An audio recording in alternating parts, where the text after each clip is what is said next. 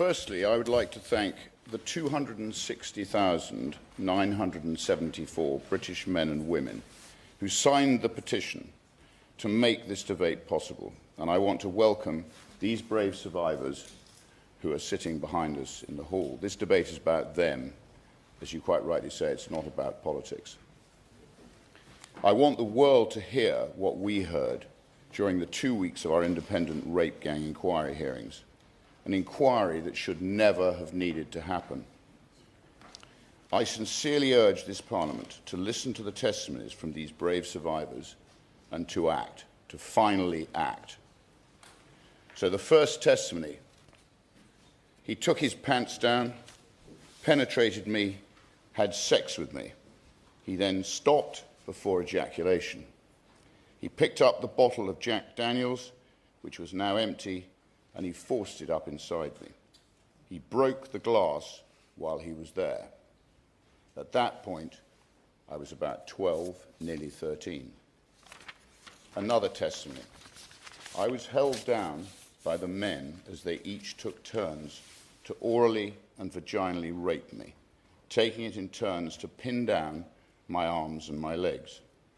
When the assault ended, the men hit me repeatedly, threatened to find me, kill me, and harmed my loved ones if I ever told anybody what had happened.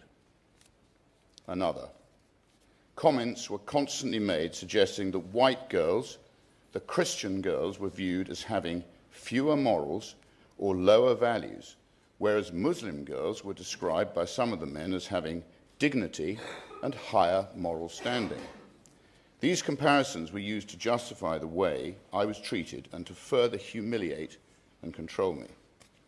Another: she was a white woman herself, who I imagine may have been groomed, and has obviously now married into the family, shouting obscenities at us.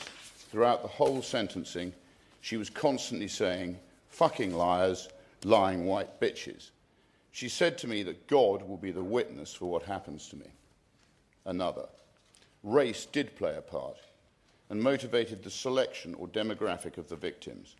Throughout my exploitation, the other girls I encountered or who were abused alongside me were almost exclusively white. Another: she had a baby by him, and his dad was an imam. His dad knew, and he got his son married and said that he wasn't allowed to see the child. They look after their own community. Another: over the course of the abuse, I was raped by multiple police officers in different parts of the country. Another: he put a cigarette out on the baby's face. Another: it started when I was 13. I was raped by probably about 600 or 700 different men over 3 years. Another: they would toot the horn of the car, and then a child would be taken to the front door by a staff member of the children's home. Another: I was bleeding from both my vagina and my back passage and was so swollen I could not sit down. I told hospital staff my drink had been spiked and I did not know what had happened because I was too afraid to tell the truth. They did not ask any questions. They gave me tablets and discharged me. I was 15 years old. Another: things would escalate around Eid and holidays. Parties got bigger, got worse, got more violent. More people involved, more girls involved. The parties were just bigger.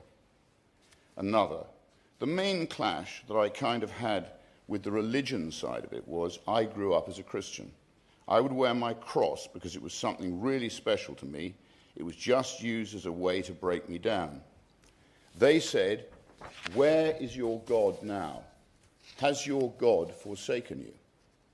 Another: it was all of the white girls in every home that I went to. I remember a man opening the back of a van and I saw 15, 20 girls locked in dog cages. Another: dogs were brought in and I couldn't move at all.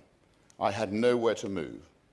I think that was the scariest thing, was not having any concept of it. There were men around me, not horrified, not disgusted, not helping, but filming and laughing. making bets on whether the dog could actually rape me or not. And yes, I was raped by a dog. The man just held my face, stared me down straight in the eyes, and he wanted to see me break, and he did. Another, I just want it to stop and not happen to any other children, and for people to actually act, to do something, and stop being so scared. I could continue for hours and hours. All of us in this building have a responsibility to finally act. Not to talk, but to act. Our Rape Gang Inquiry report will be released in the coming days. It will change Britain for good. Thank you.